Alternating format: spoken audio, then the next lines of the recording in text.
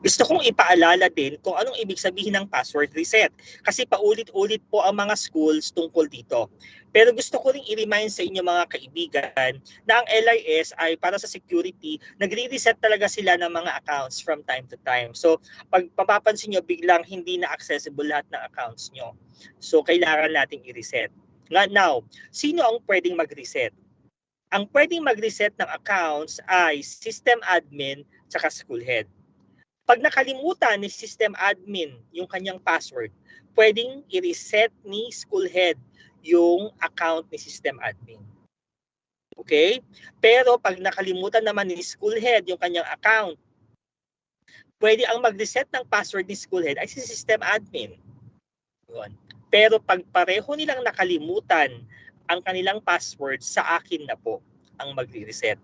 So sana po hindi natin iakyat agad sa atin sa level ko kasi sa dami po ng concerns baka pwedeng yung isa naalala naman yung password, i-reset lang nung isa, ma-reset na yung isang account.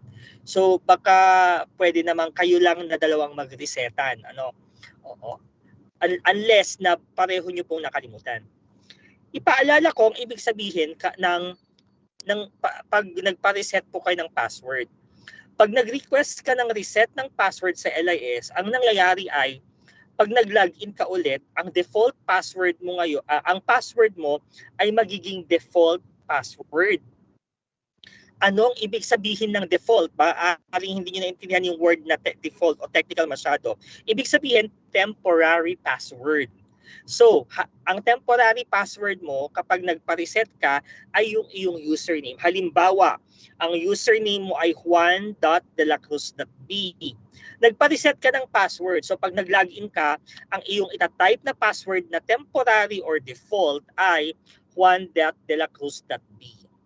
Pagkatapos lalabas sa system, hihingan ka ng panibagong password na itatype mo ulit ng 2 beses. And then, pwede mo nang mabuksan ang iyong account.